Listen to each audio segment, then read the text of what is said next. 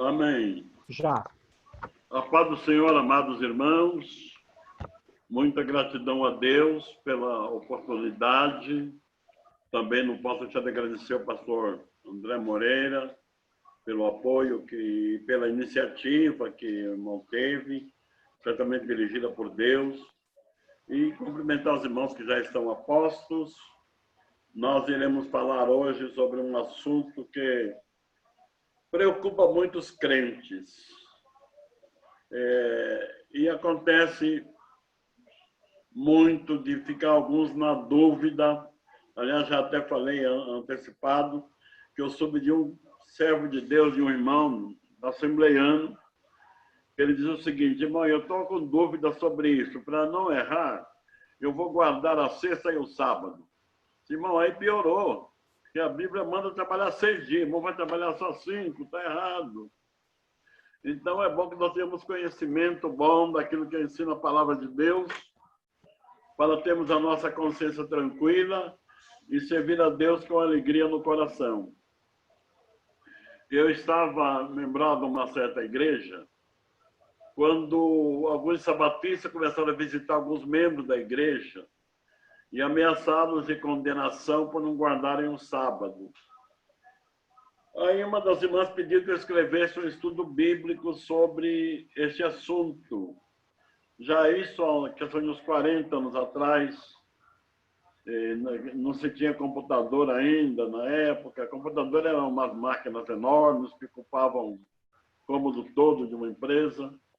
Então eu escrevi ainda com datilografia, escrevi o assunto, depois fizemos uma apostila e, graças a Deus, não perdemos nenhum dos membros da igreja levados por essa doutrina. E depois eu fiz aquele livreto. E alguns irmãos tomaram conhecimento, até inclusive o doutor Caramuru leu também, e graças a Deus pela sua aprovação. O doutor Caramuru aprova, para mim já está aprovado, é uma benção. Então nós vamos tratar deste assunto hoje com essa pergunta clara: por que não guardamos o sábado? Quando lemos na história como surgiu a guarda do sábado entre os crentes, essa igreja defensora da guarda do sábado, chamada Adventista, ela nasceu no ano de 1840 aproximadamente, quando um fazendeiro por nome Guilherme Miller, interpretando erroneamente Daniel capítulo 8, versículo 14, quando o texto diz assim: mais 2.300 tardes e manhãs e o santuário será purificado. Então ele interpretou 2.300 tardes e manhãs como 2.300 anos. E ele certificou que Israel foi restaurado no ano 457 a.C.,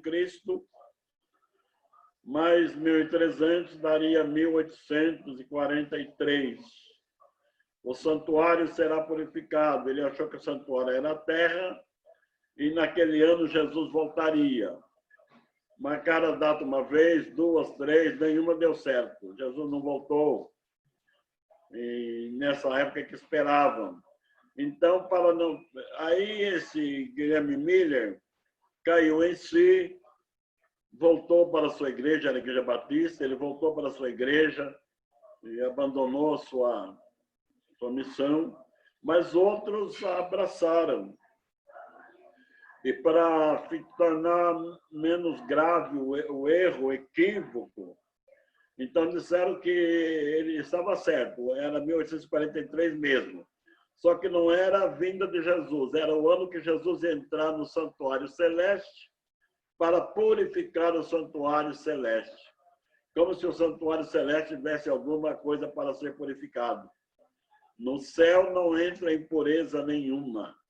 Então, daí nasceu depois uma senhora chamada Ellen Gold White, que tornou-se uma profetisa dessa seita, dessa igreja, E ela impregnou, então ela ensinou, insistiu na guarda do sábado, dizendo que faz parte do decálogo, que é a lei de Deus, portanto deve ser guardado. Agora, irmãos, o problema da Igreja Adventista, com relação aos demais crentes, não é só a guarda do sábado, tem outras coisas sérias que devemos levar a sério. Por exemplo, eles afirmam que Jesus é o arcanjo Miguel, tirando de Jesus a glória de ser ele o Deus Criador. Dizem que ele é o arcanjo Miguel, portanto, criado, por um ser criado. E também tem outros detalhes, ensinando que quando morre o corpo, morre a alma, morre o espírito. Não tem uma alma e um espírito que continuam vivos após a morte do corpo. Também condenam, discordam da condenação eterna dos ímpios. Uma série de coisas que devem ser analisadas. Mas hoje, especificamente, vamos falar a respeito da guarda do sábado. Especificando bem nas Escrituras Sagradas, qual é a razão de nós não guardarmos o sábado? Eu aceitei a Jesus ainda na minha adolescência, era criança, tinha 12 anos, e alguns parentes do meu pai eram adventistas da promessa, e eles insistiam muito conosco nessa área, na obrigatoriedade da guarda do sábado. E eu, garoto, jovem, meus pais muito simples, eram pessoas simples, e eu fiquei muito impressionado com o assunto e me propus a estudar o assunto. Então, eu li muitos livros, tanto livros pró como contra. Comecei com alguns ministros também da Igreja Adventista. E depois de ler, estudar, orar, hoje eu tenho a plena convicção e posso transmitir aquilo que, pela graça de Deus, eu estou hoje convicto que nós, os crentes neotestamentários, não temos, aliás, não podemos, nem devemos, nem podemos observar essa lei da guarda do sábado. E vamos então discorrer nas Escrituras o porquê estamos nisso baseados. Dizem os defensores da guarda do sábado que Deus ordenou a Adão e Eva que guardassem o sábado, porque está escrito que Deus fez o mundo em 6 dias, descansou no 7º dia e abençoou esse dia. Mas não está escrito que Deus tenha mandado Adão e Eva guardarem o sábado. E, aliás, nem aparece lá em Gênesis o nome, a palavra sábado. Aparece dia 7º. Sábado quer dizer descanso.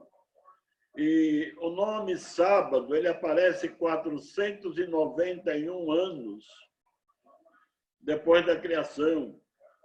Foi quando Deus tirou Israel do Egito.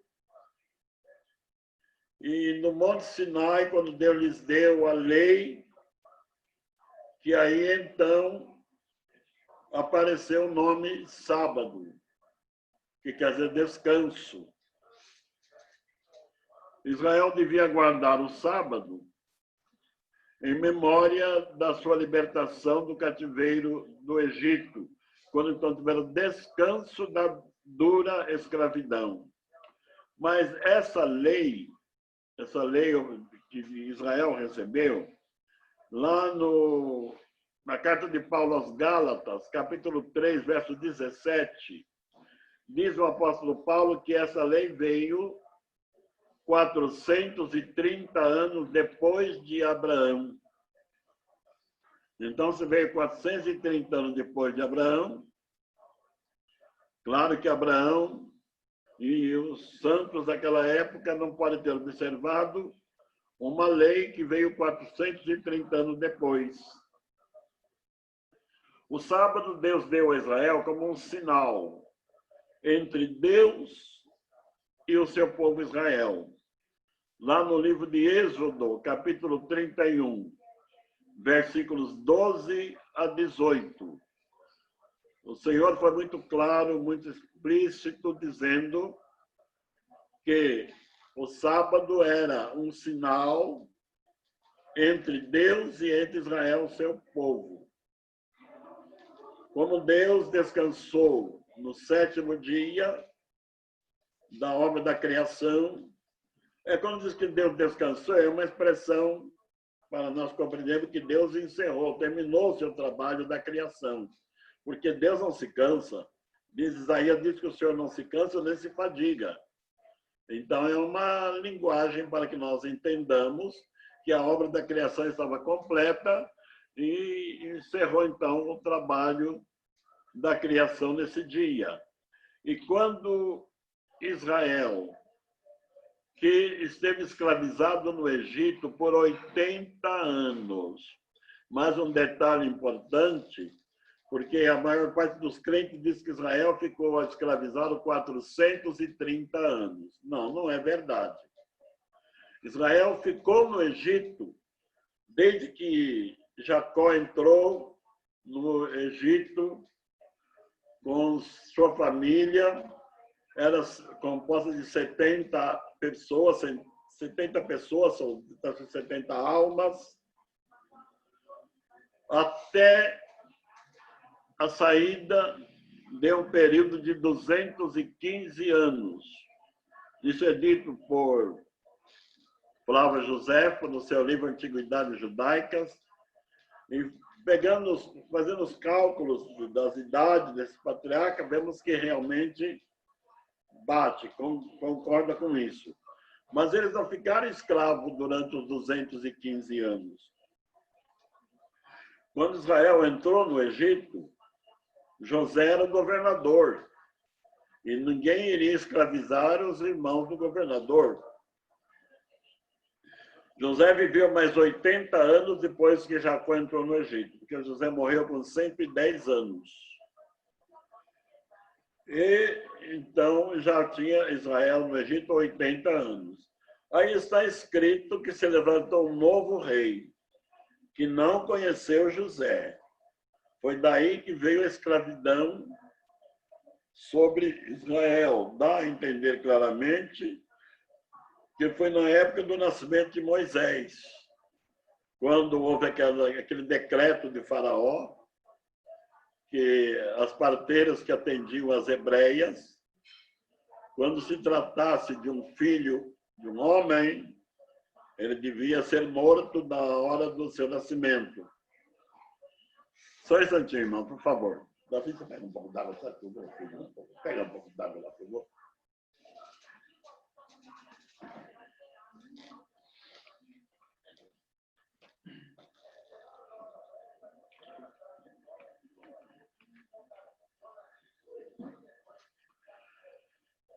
E as meninas deixavam com vida. Essa intenção de Faraó era para extinguir o povo de Israel, ficando as moças judias não tendo com quem se casar, os israelitas para se casar, casaria com o egípcio e a nação seria extinta. Se vê claramente que era um plano diabólico para inviabilizar a vinda do Salvador de Jesus Cristo. Obrigado, meu filho.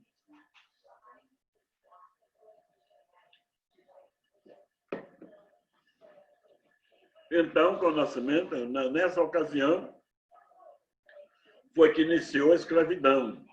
E Moisés nasceu exatamente nesse período.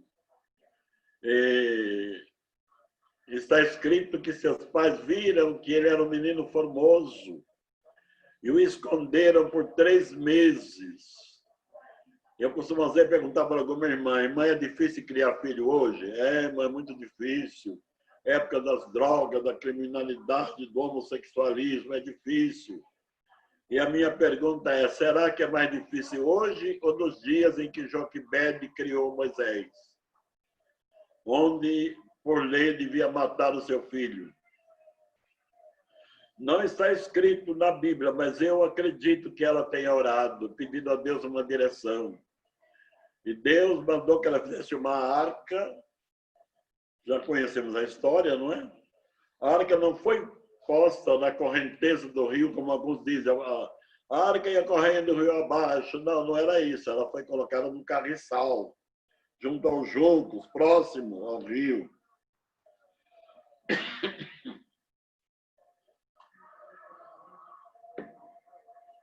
E conhecemos a história, como Deus preservou a vida de Moisés, e até que ele tirou Israel do Egito depois de 80 anos. Então, Israel ficou escravizado por 80 anos. E quando saíram do Egito, lá no Monte Sinai, onde Deus lhes deu a lei, as tábuas da lei, e o quarto mandamento era exatamente determinação para que guardassem o sábado, comemorando o dia de descanso da escravidão que tiveram. Deus descansou da obra da criação. Israel descansou da escravidão que sofreu.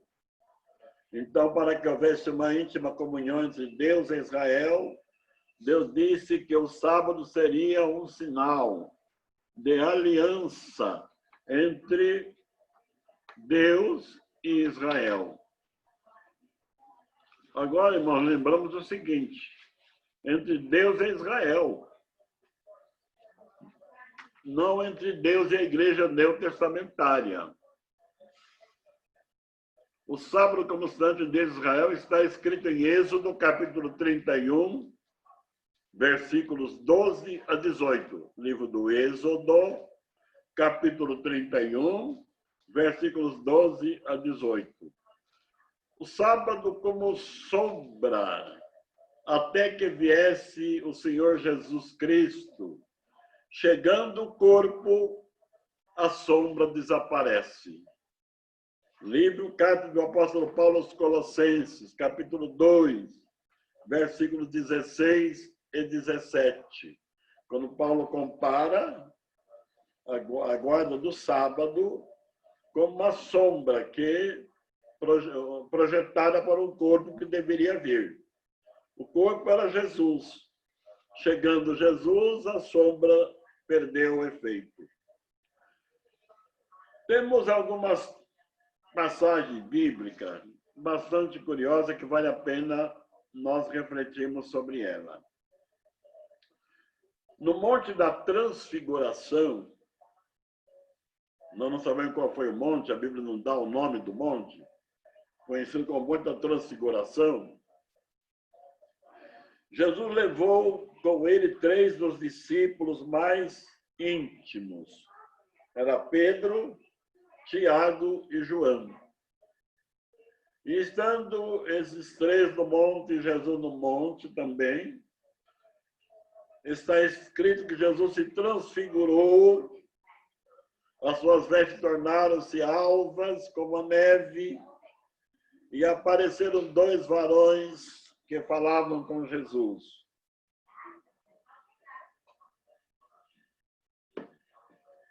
Era Elias e Moisés.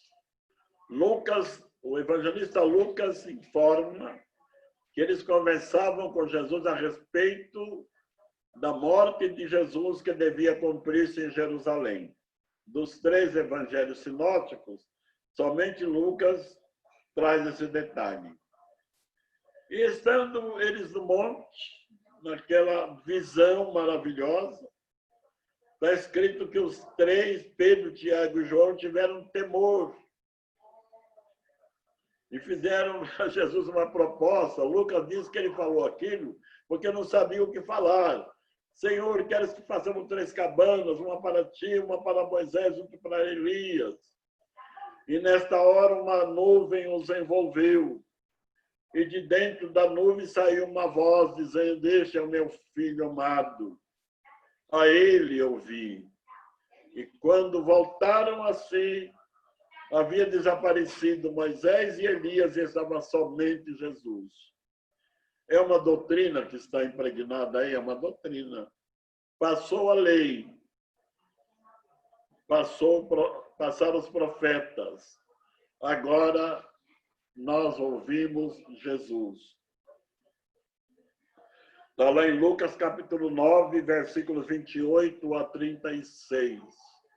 Então, não vamos nem agora, não é para nós ouvirmos, isso é para praticarmos, para depositar nossa confiança, nossa fé, nem no período profético, que os profetas do Velho Testamento projetaram luz para o Novo Testamento.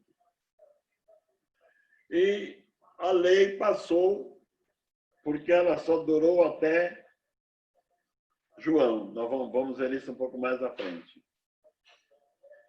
Como já dissemos, o sábado para Israel era uma lembrança da sua libertação do cativeiro egípcio. Deuteronômio, capítulo 5, versículos 12 a 15. O ser humano tem uma facilidade de se esquecer facilmente das bênçãos recebidas, ou dos favores recebidos, não é? Por isso, o Salmo 103 adverte, para que não nos esqueçamos, nos lembremos e não nos esqueçamos das bênçãos que Deus nos deu, para que nós sejamos gratos, e para que Israel não se esquecesse também do favor, do benefício, da bênção que alcançaram, da libertação da escravidão. Então, eles tinham um dia por semana de comemoração, de lembrança e de gratidão a Deus. Lei dada, essa lei não foi dada a nenhum outro povo. Alguém diz que essa lei é de caráter universal. Não, não é verdade. A lei foi dada exclusivamente para Israel. Está lá escrito no livro de Deuteronômio, capítulo 4, versículos 7 a 8. E mais, Deuteronômio, capítulo 5, versículos 2 e 3. Parece que está vendo alguém anotando. Eu acho que para aqueles que têm interesse no assunto é bom anotar, porque depois você tem aí uma maneira de fazer um verdadeiro estudo bíblico sobre esse assunto. E está escrito que a lei durou até João. Lucas, capítulo 16, versículo 16. Se a lei durou até João, dá para entendermos claramente que em João ela se findou. Aí começou uma nova fase, um novo concerto, tudo novo. Aquela antiga lei findou lá com João. Os defensores da guarda do sábado apela para Lucas, capítulo 24, quando fala da morte de Jesus, e esse é assunto que as mulheres que estavam assistindo o espetáculo da crucificação foram para casa e guardaram o sábado conforme a lei. É claro, elas eram judias, e ainda a lei estava em vigor, porque a obra da nova aliança não havia começado ainda. Jesus havia morrido naquele instante, estava sepultado, então o evangelho, as novas do evangelho, seria propagada após a ressurreição do Senhor. Uma ocasião perguntaram para Jesus, um doutor da lei tentando a Jesus, qual era o principal mandamento da lei. Está lá no livro de Mateus, capítulo 22, verso 34 ao 40. Jesus não falou o grande mandamento da lei é o sábado, como alguns dizem. Não. E nem mesmo os mandamentos considerados principais para Jesus nem estava no decálogo. Não estava nas pedras. Estava fora. Então, os defensores do sábado dizem o seguinte, que as pedras foram postas dentro da arca e que a lei foi escrita em pedra como um sinal de permanência. Mas isso não tem sentido, porque Jesus considerou como mandamento mais importante exatamente o que está fora da arca. Está lá em Levíticos, capítulo 18, verso 18. E Deuteronômio, capítulo 6, versículo 5. Deuteronômio, capítulo 6, versículo 5, já diz que o mandamento mais importante é Amarás o Senhor teu Deus sobre todas as coisas, de todo o teu coração, de todo o teu entendimento. E o segundo, semelhante a esse, Levíticos, capítulo 9, verso 18. E amarás o teu próximo como a ti mesmo. E Jesus continuou, parece que Jesus aí fechou a questão. Nós podemos até parar aí, que já deu para entender. E desses dois mandamentos depende toda a lei e os profetas. Aquele de quem se depende, o dependente, é menor do que aquele de quem se depende. Então, portanto, o sábado, que está no Decálogo, é um mandamento que estava das pedras, dentro da arca, ele tem um valor menor, ele não vale tanto quanto esse mandamento que estava fora da arca, não estava na pedra, escrito na pedra. Esse permanece até hoje. O amor a Deus e o amor ao próximo jamais será olvidado. Então, continua tendo o mesmo valor. Vamos dar uma olhada, irmãos, no sábado, no Novo Testamento. Vamos considerar o Novo Testamento.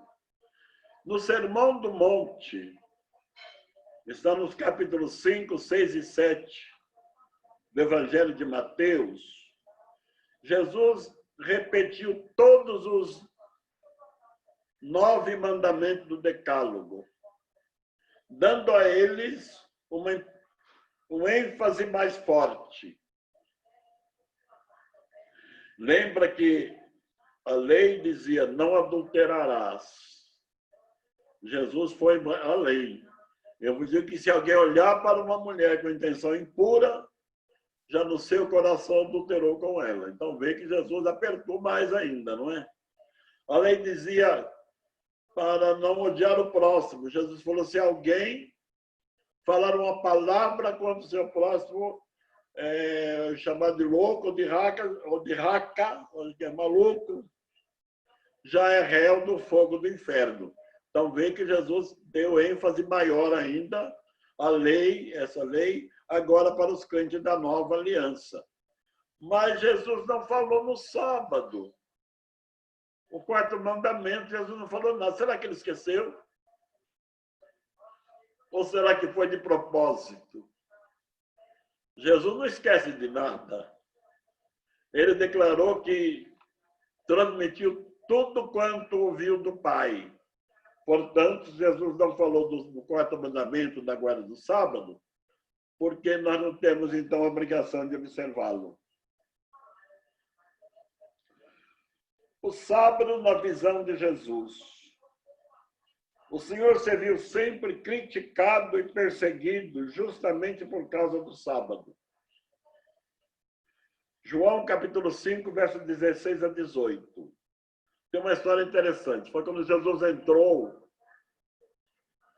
lá no tanque de Betesda, curou aquele paralítico que estava lá há 38 anos. E Jesus lhe disse, levanta, pega a tua cama e vai para a tua casa. O homem levantou, pôs a cama nas costas e saiu andando. Logo os fariseus criticaram. Hoje é sábado, não te é lícito levar a cama. Mas aquele que me curou mandou que eu trouxesse. Quem foi que te curou? Paralítico que não sabia. Passou algum dia, Jesus o encontrou no templo e disse, não peques mais, para que não te aconteça coisa pior. Aí ele ficou sabendo que era Jesus e informou para o judeu, olha, o homem que me mandou levar a cama de sábado foi Jesus. Aí a briga era contra Jesus, porque ele mandou levar a cama no dia de sábado.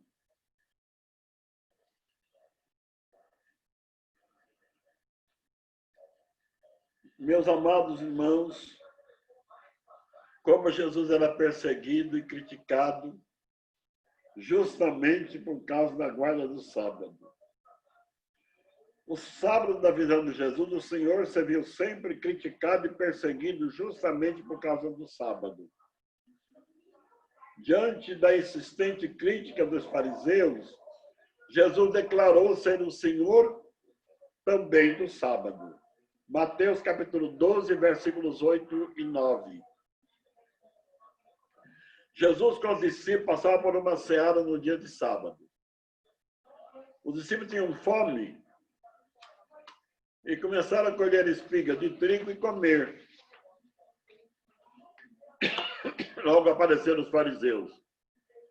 Porque faz os seus discípulos o que não é lícito fazer no sábado. Foi quando Jesus tomou a defesa dos discípulos. A minha pergunta é a seguinte: digamos que os fariseus encontrassem os discípulos quebrando outro mandamento da lei, adulterando, prostituindo, roubando. Jesus ia defender também? Seria também defendido por Jesus? Certamente que não.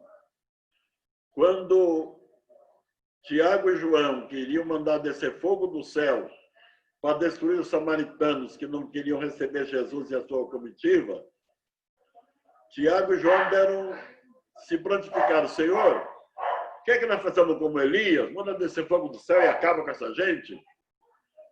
Jesus falou: você não sabe de que espírito sois. Eu não vim para destruir, mas para salvar. Quando Pedro sacou da espada e cortou a orelha de Malco, soldado que vieram prendê-lo, Pedro, guarda a tua espada. Eu não preciso dela. Então, Jesus sempre defendeu quando havia alguma transgressão à lei que deve ser observada. Mas como os discípulos trabalhavam no sábado, colheram espigas, comiam, quando Jesus curava doente, mandava que eles transportassem sua cama. Aí Jesus fez para eles uma lembrança. Jesus lembrou de quando Davi, fugindo de Saul,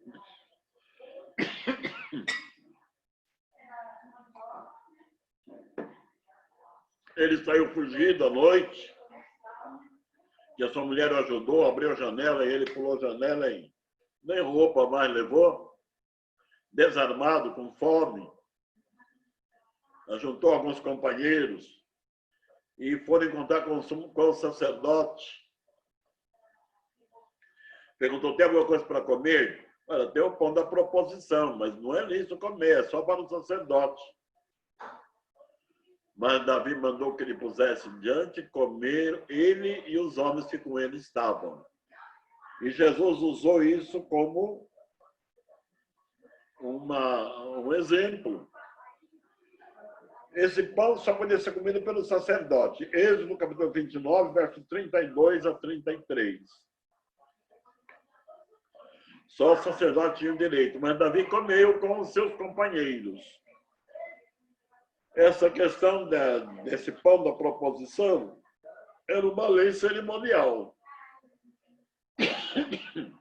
Então, Jesus colocou o sábado no mesmo nível da lei cerimonial. Meus irmãos, o nosso descanso hoje, a palavra sábado quer dizer descanso. O nosso descanso hoje não é um sábado, não é um dia. O nosso descanso hoje, o nosso sábado hoje, chama-se Jesus Cristo. Mateus capítulo 11, verso 28 a 29. Vinde a mim quem está cansado e oprimido, e eu vos aliviarei. Tomai sobre vós o meu jugo, e aprendei de mim que sou manso e humilde de coração, e encontrareis descanso para as vossas almas, porque o meu jugo é suave e o meu fardo é leve. Então, como já dissemos, se o sábado era apenas uma sombra, agora o verdadeiro descanso está na pessoa do Senhor Jesus Cristo. O sábado e a igreja primitiva. Quando a igreja começou a crescer, o apóstolo Paulo e todo mundo gentil começou a formar igrejas, o gentil se convertendo. O gentil nem era circuncidado, nem guardava lei nenhuma, não conheciam nada. Mas Paulo ensinou para eles que se eles crescem em Jesus e o recebessem como Salvador, seriam salvos. Foi tudo que Paulo ensinou. Quando o carcereiro de Filipos, lá em Atos 16 e 31, o carcereiro de Filipos perguntou: Senhor, o que farei para ser salvo? Paulo não falou, guarda a lei, guarda o decálogo, nada. Aí o homem já estava perdido, não sabia nem o que era isso. Mas Paulo disse simplesmente: crê no Senhor Jesus Cristo. Esta é a solução, é o caminho. E crendo em Cristo será salvo, tu e tua família. E o homem creu e foi batizado com a sua casa. Ora, Paulo não falou: olha, você tem que agora guardar o sábado, agora você tem que não pode comer isso, não pode comer aquilo. Tudo que ele precisava era crer em Jesus. Mas os judaizantes não deram trégua, não. Começam a entrar nas igrejas e forçar que eles tinham que ser todos circuncidados e guardar a lei de Moisés. Senão não seriam salvos. E a coisa ficou séria. Começou a criar um problema. Os crentes, ora, novo convertido, vindo de fora.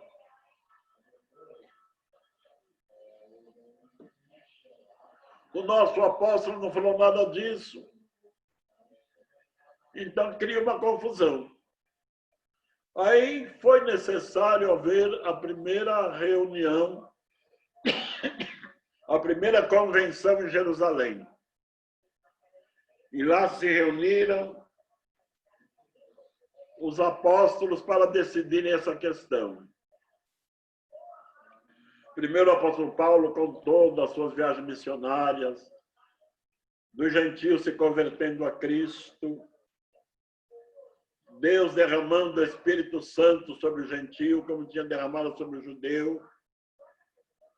Mas lá também estava lá nessa convenção os judaizantes insistindo que devia exigir do povo a circuncisão e a guarda de toda a lei. Aí nós temos o parecer dos apóstolos.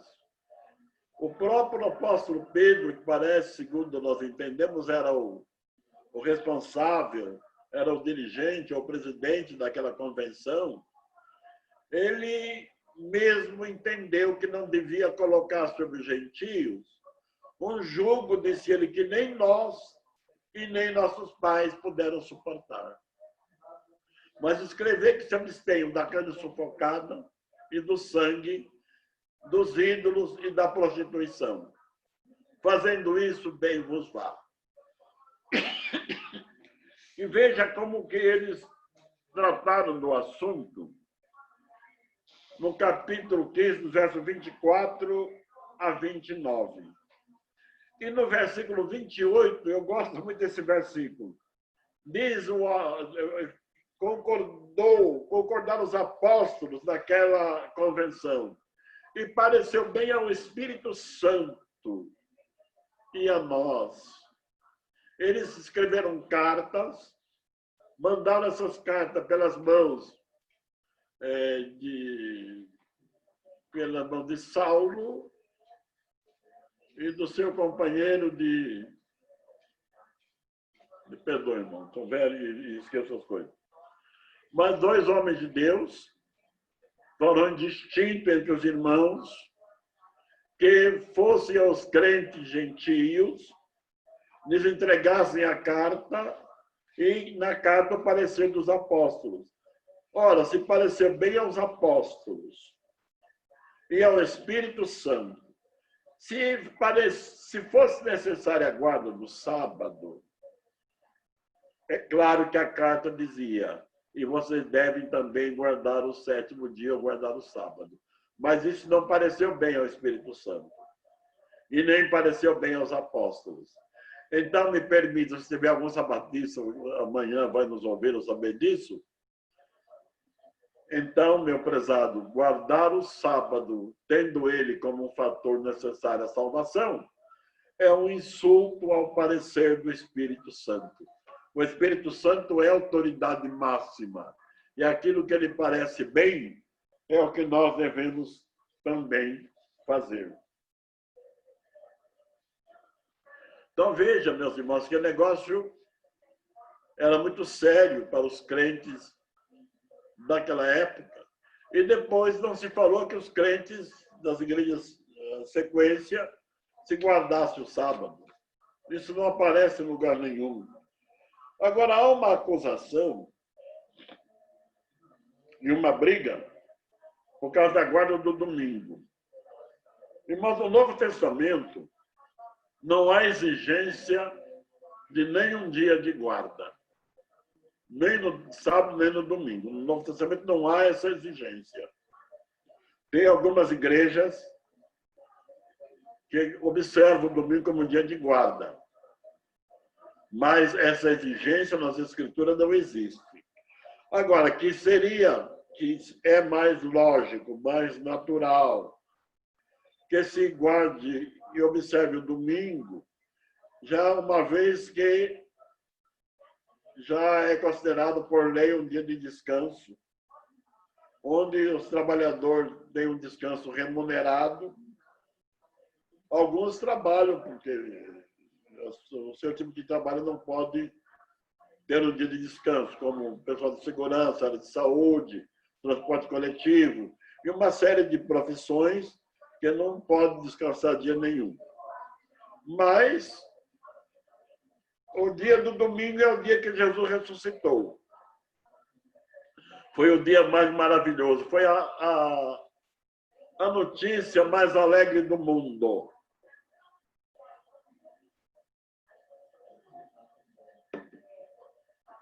Foi a notícia mais alvissareira. Jesus ressuscitou. Não há notícia tão alegre e feliz como essa. Agora eu vou dar um pontinho para as irmãs, mas vamos sorrir agora. A Bíblia diz que saíram as mulheres, 3 mulheres saíram cedinho, no domingo escuro ainda. Tinham preparado especiarias para ungirem o corpo do Senhor. E elas estavam preocupadas com o problema já resolvido. Mas elas não sabiam. Quem nos revolverá a pedra? A pedra era muito grande, 3 mulheres não iam poder. Os homens, que vergonha, estavam fechados no cenáculo com medo do judeu. Mas as mulheres foram lá. Quando se aproximaram, a pedra já está resolvida. O problema já está solucionado. É só ungir o corpo do Senhor. Mas o corpo do Senhor também não estava mais lá. Está escrito que viram 2 anjos com veste resplandecente, lhes anunciando e dizendo porque procura o morto entre os vivos, ele já ressuscitou. E quando iam saindo, ainda estava escuro, o próprio Jesus se apresentou. E acharam que era o hortelão, o homem que cuidava do jardim. E Maria, deve ser a Maria Madalena, Senhor, se tiraste o corpo do meu Senhor daqui, diga onde o puseste. E Jesus disse, Maria. Ela conheceu a voz e quis abraçá-lo, se não me toca, ainda não subi para o Pai. O meu Pai, o vosso Pai. Mas vai dizer aos meus irmãos, aos meus discípulos, que eu ressuscitei e que eu vou na frente deles na Galileia. Se Jesus fosse machista, vocês são mulheres, vão para cá, fiquem quietinhos.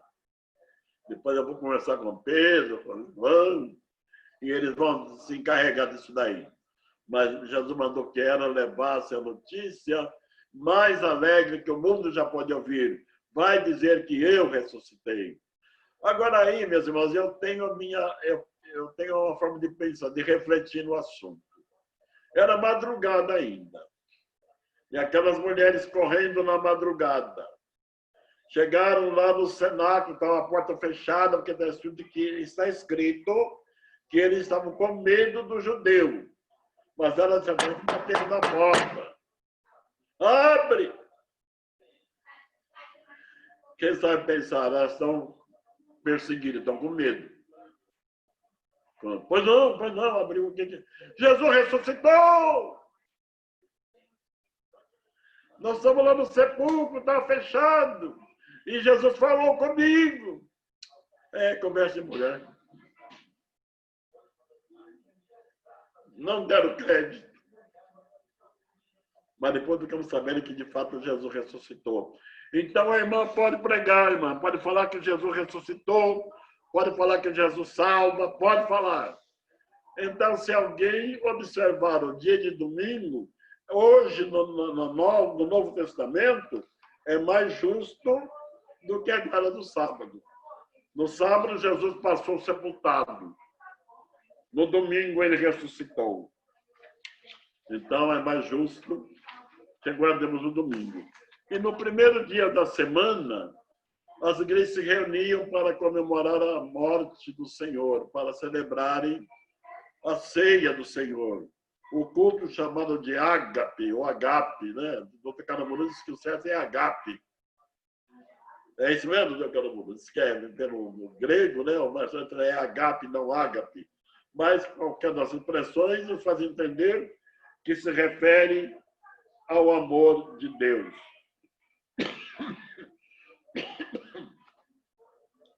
Agora, irmãos, eu lhes aconselharia, eu tomo a liberdade de pedir aos irmãos todos, que leiam o capítulo 3 da segunda carta de Paulo aos Coríntios, dos versos 3 até o 7. Veja que importante. O apóstolo Paulo se via sempre às voltas com os judaizantes. E aqui ele faz uma descrição. Ele relembra quando Moisés desceu do monte com as tábuas da lei. O seu rosto brilhava muito, que precisaram pôr um véu para poder olhar para o rosto de Moisés. Moisés teve 40 dias e 40 noites falando com Deus lá no monte. Não comeu e não bebeu. Estava em íntima comunhão com Deus. E a glória de Deus se refletia no rosto de Moisés. E o apóstolo diz que aquela glória era transitória, era passageira. Aí Paulo começa a descrever sobre a lei, e ele chama aquela lei de ministério da morte. Veja como o negócio é sério, ministério da morte. Agora, Jesus falou que ele veio para que nós tenhamos vida e vida com abundância. Então, nós estamos numa dispensação bem melhor.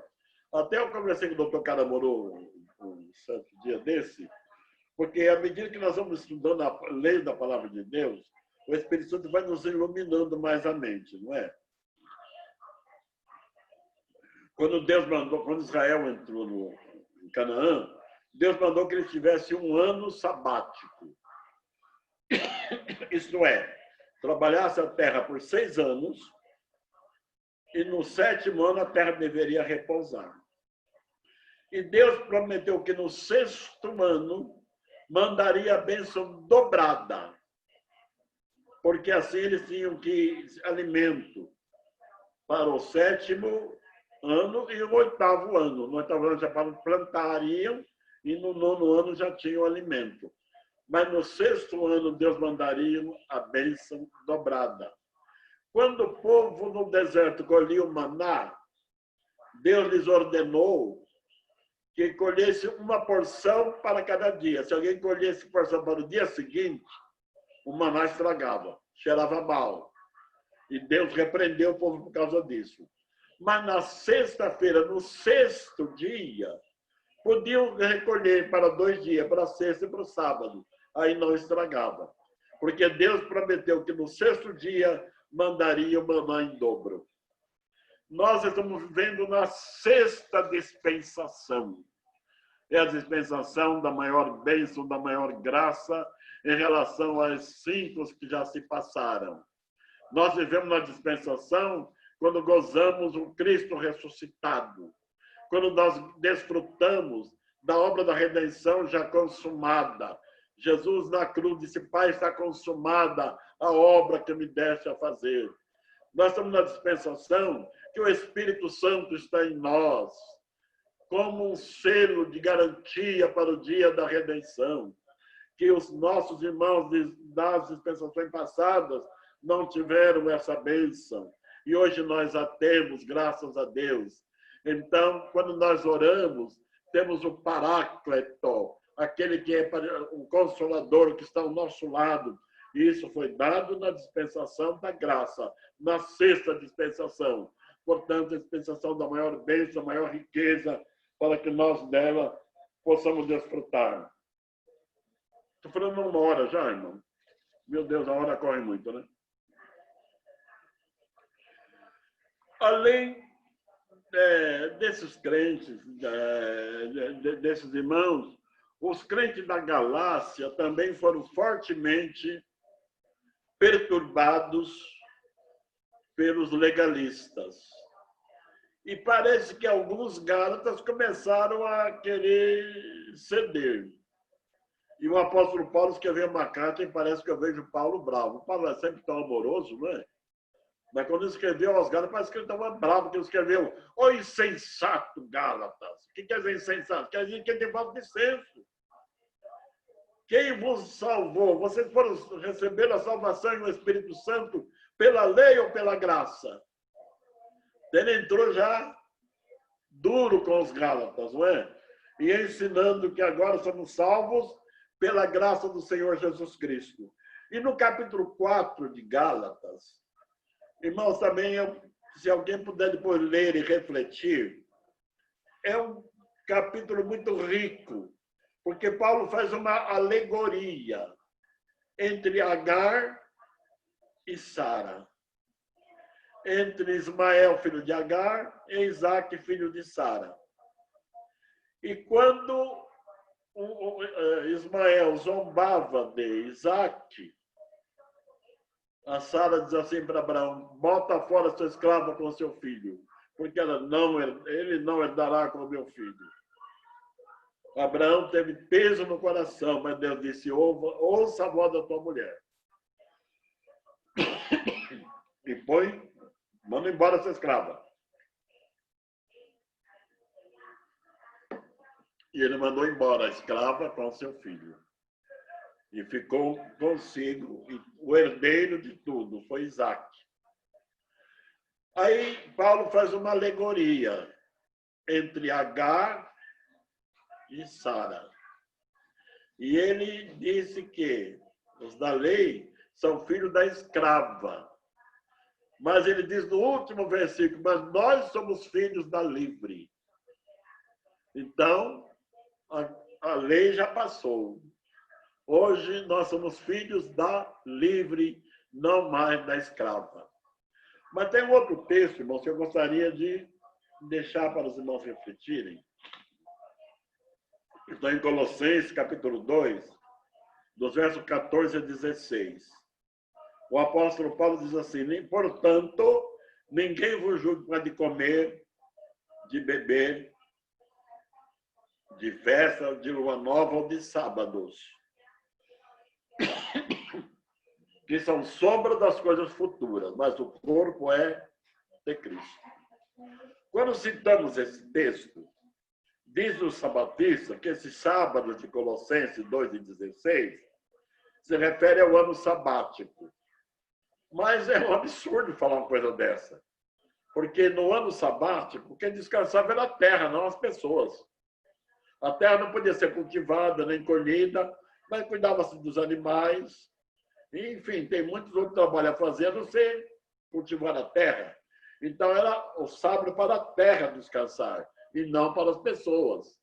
Então, quando Paulo quando o apóstolo recomenda: ninguém vos julgue por causa de festa de lua nova ou dos sábados. Então é para ninguém nos julgar. Não aceitamos julgamento desse tipo de coisa. Nós somos salvos pela graça do Senhor Jesus Cristo. Meus irmãos, quantos de nossas igrejas Jesus tirou da sarjeta, libertou do poder dos demônios, libertou dos vícios e colocou em nós uma maravilhosa esperança. O que melhor nós podemos esperar? O melhor que nós esperamos agora é o dia que vamos entrar no céu. Vestido de vestes brancas, ver Jesus, o nosso Salvador, adorá-lo pessoalmente. Aí teremos, então, um descanso, um sábado eterno, porque estaremos junto do nosso Salvador, disse Paulo, para todos sempre. Não haverá separação.